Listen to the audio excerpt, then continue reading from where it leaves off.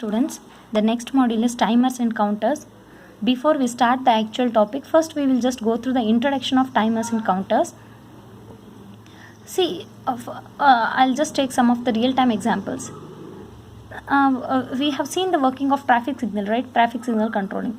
There what happens initially, red is there. For example, after 60 seconds it may become orange, then after 30 seconds it may become green, right?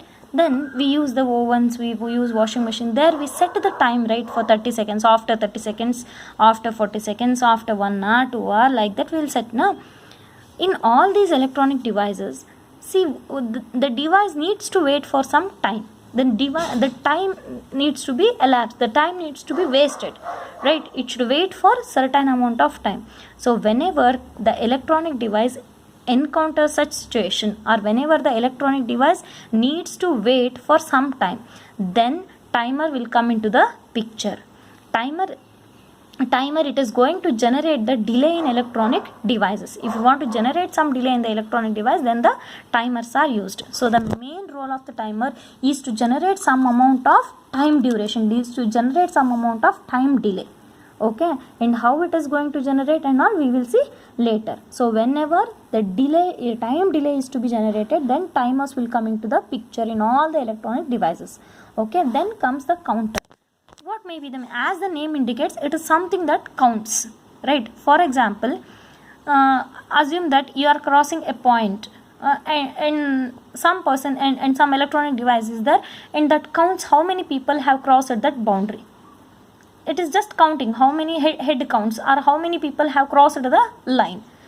In such cases, the counter will come into the picture. Counter, it is going to count the events that is happening outside the microcontroller. Understanding? So timer, it generates the delay in the electronic device. In counter, it is going to count the events. Any event, it may be any event, the number of pedestrians passed through the line or anything. Okay, counter, it counts the events. Timer, it generates the delay. Then how do this then whether to generate the delay or to count the events, first the microcontroller, it needs a clock. Okay, how the clock is going to generate the delay and all we will see later. Okay, but clock is essential to generate the delay or to count the events. Then briefly, how it is going to generate the delay, how the microcontroller generates the delay. So microcontroller, what does it do is, it just go on counting the numbers from 0, 1, 2, 3, it just go on counting the numbers. See, to count from one number to another, that is from 0 to 1, to make 0 to 1, it may require 1 second of time. It may require this, for example, it may require 1 second. Then to count from 1 to 2, it requires another 1 second. Again from 2 to 3, another 1 second. So if you want the time, delay to be 30 seconds, then how many counts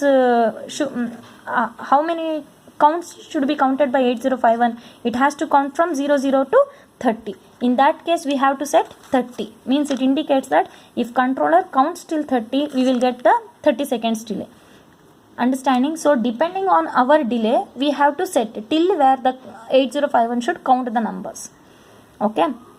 Now once it counts all the numbers, FF, this is the maximum possible number it can count. After that, it once again becomes 00, and this condition is called overflow. Once the maximum count is reached, after that it once again resets back to 00, and this condition is called overflow. So the delay is generated by counting the numbers.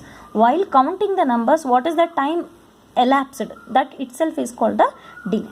Okay, the actual working on everything we will see in tomorrow. Okay, in the next video.